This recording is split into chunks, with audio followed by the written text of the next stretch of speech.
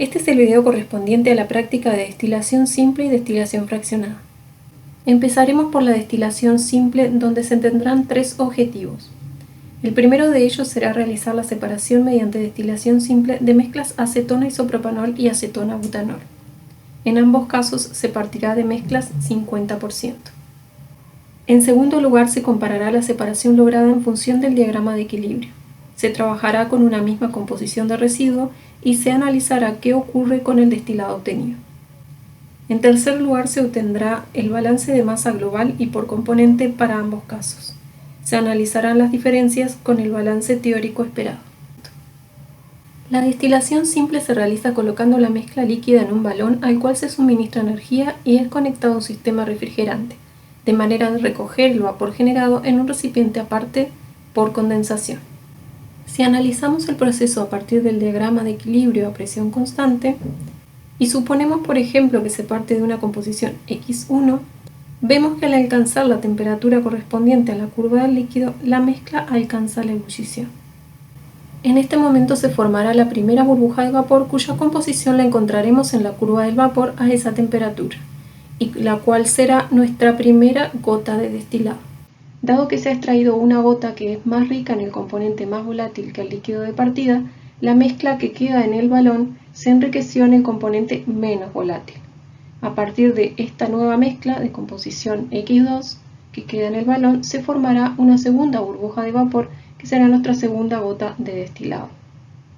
Este proceso se repite a medida que avanza la destilación y vemos que la composición de la mezcla que queda en el balón, a la cual llamaremos residuo, se va enriqueciendo en el componente menos volátil. Pero a su vez cada nueva gota de destilado que se produce es también más rica en el componente menos volátil. Cada gota de destilado es más rica en el componente más volátil que la mezcla líquida a partir de la cual se forma, pero la proporción de este componente en esa gota es menor que en la gota anterior. De esta forma, cuanto mayor sea la temperatura final de la destilación que se elija, mayor será entonces la masa de destilado, pero menor será su pureza en el componente más volátil. La composición del residuo, o sea la mezcla remanente en el balón al final de la destilación, será simplemente la composición de la fase líquida a la temperatura final. La composición del destilado será la resultante de unir todas las gotas formadas durante el proceso, cuya composición varía entre I1 e I final, y será estimada como el promedio entre estas dos composiciones, o sea, será el promedio entre la composición de la primera y la última gota formada en la destilación. En el práctico, como se mencionó al comienzo, se trabajará con mezclas con 50% de acetona, y el criterio de finalización de la destilación será la obtención de un residuo de composición 0.3 en acetona. Para obtener la temperatura a la que se debe detener la destilación, se ingresa en el diagrama con esta composición y se lee la temperatura correspondiente al alcanzar la curva del líquido. De esta forma estamos en condiciones de realizar el procedimiento experimental. El primer paso para el procedimiento experimental es pesar los recipientes vacíos donde se recogerá posteriormente el destilado y el residuo. Esto permite obtener por diferencia con la masa final la masa de mezcla obtenida. Se pesa el balón con tapa y soporte, ya que estos elementos serán necesarios una vez que se introduzca la mezcla para evitar la evaporación. Se repite el proceso con el tubo de destilado. Para conocer la masa de partida se pesará también el balón con la mezcla.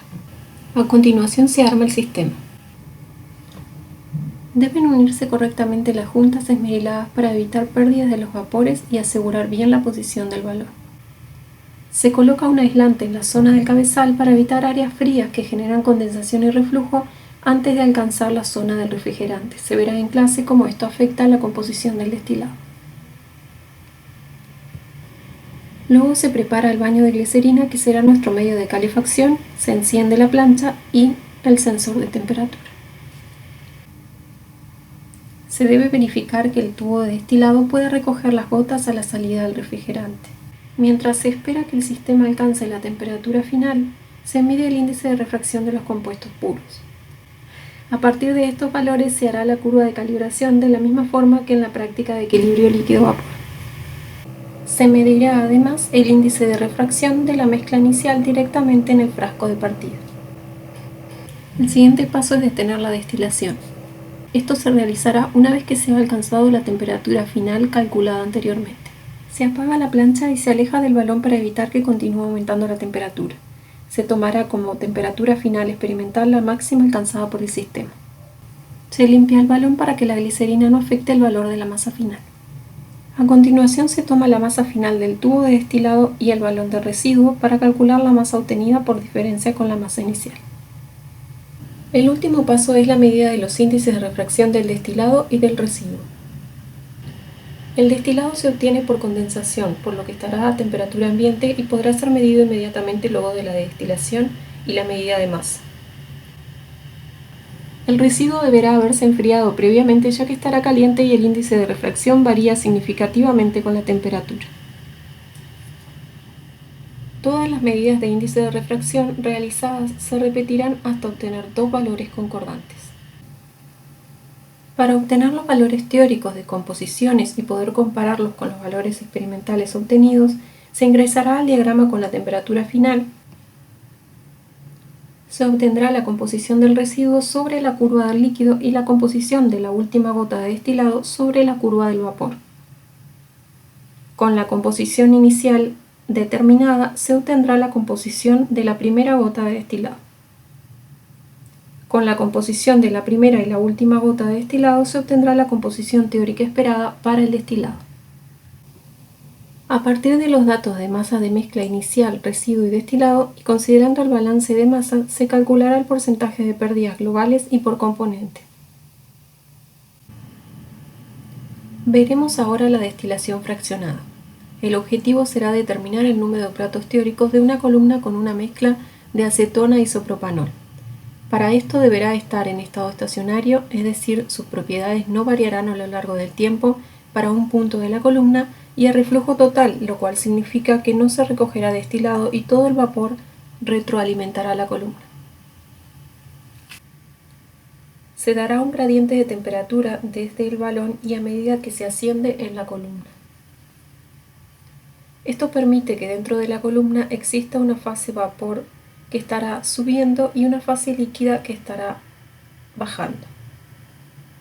Al encontrarse, parte de la fase vapor condensará debido a la diferencia de temperatura, y debido al calor de condensación liberado, parte de la fase líquida evaporará. Debido a que la fase líquida ya era más rica en el componente más volátil que el líquido en el balón, esta nueva evaporación la enriquecerá aún más en este componente.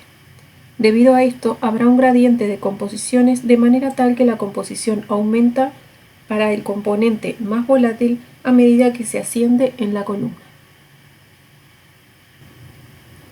Determinar el número de platos teóricos implica determinar el número de destilaciones simples que lograrían alcanzar la separación lograda por la columna. Se comienza marcando en el diagrama la composición del residuo y la del destilado. A partir de la composición del residuo se marca la composición del vapor y luego se asume que condensa y se marca esta composición en la curva del líquido. Esta gota se volverá a destilar y por lo tanto se repite el proceso anterior.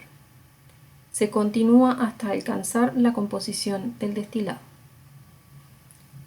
Cada línea horizontal será una destilación simple equivalente y la primera no se contará ya que ocurre aún en ausencia de la columna.